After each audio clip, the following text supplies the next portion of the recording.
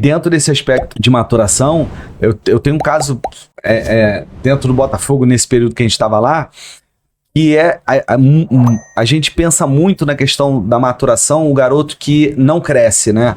Ou que ele tá mais fraco naquele momento e o outro desenvolveu mais rápido. Mas a gente teve um caso do Dória, zagueiro, que o Dória no infantil, sabe quando dá aquele espichão? O garoto dá aquele... Ele cresce assim muito rápido. Baixinho, de repente. E ele começou a ficar descoordenado. O corpo dele cresceu muito, ele se desenvolveu muito rápido e ele estava com uma dificuldade de coordenação com aquele novo corpo. Então a gente fala muito do menino franzino, fraco, que ainda não desenvolveu. E chegou a dispensa dele na minha mesa. O treinador, que eu também não vou citar o nome, chegou lá com a dispensa dele na minha mesa, eu botei assim, e eu naquela papel de gerente de futebol, tu não tem tempo pra ficar vendo tudo. 1 milhão de coisas, né? E o treinador do juvenil, ele tava no infantil na época, o Dória, o treinador do juvenil veio até mim, que é o Douglas Oliveira, que hoje é o gerente de futebol do Maricá Futebol Clube. O Douglas veio pra mim e falou, o Dória vai ser mandado embora? Eu falei, não vai ser. Chegou aqui o papel de dispensa, nós vamos avaliar. Eu falei, você não vai mandar esse moleque embora de jeito nenhum, deixa ele comigo. No juvenil, deixa ele comigo lá quieto, deixa eu trabalhar ele. Ele já tinha uma visão de médio para longo prazo.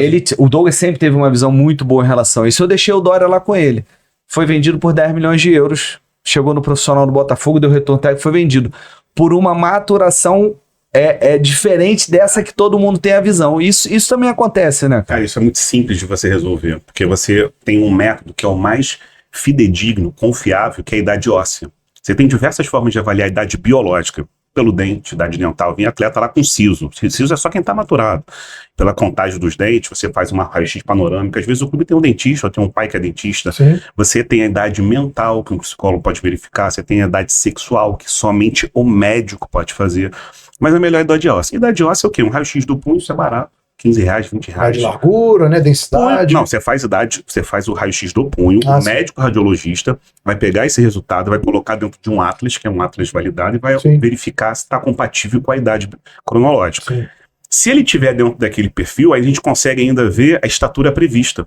Isso é importantíssimo do esporte, principalmente no futebol. Porque você tem aquela faixazinha na raio-x preta ainda, que é a faixa de crescimento ainda, de desenvolvimento ósseo, não é? Aí você tem aqui nos ossos do punho, à medida que você vai crescendo, esses ossos vão diminuindo os espaços, você vai tendo ali, tem uma epífise, né? E quando você perde essa cartilagem, você não cresce mais. Aí, ele para de crescer. Vou falar na prática. Quando eu fiz o raio-x com todo mundo em 2009, professor Astrogil da UERJ, aí que é importante trazer as universidades, a academia, o ambiente acadêmico, assim, para os clubes, porque tem muitas situações que a gente não consegue fazer pesquisa, a gente sempre faz parceria com as universidades. O professor Astrogil trouxe esse método e levou o raio-x lá para o clube, e a gente observou o seguinte, 16 anos, o garoto não cresce mais, está maturado. Então quando você tem contrato profissional, 16 anos, ele já é homem, adulto. Porém, você tem a questão de força. Aí tem testes que vão mostrar se ele tem o mesmo nível de força de um profissional.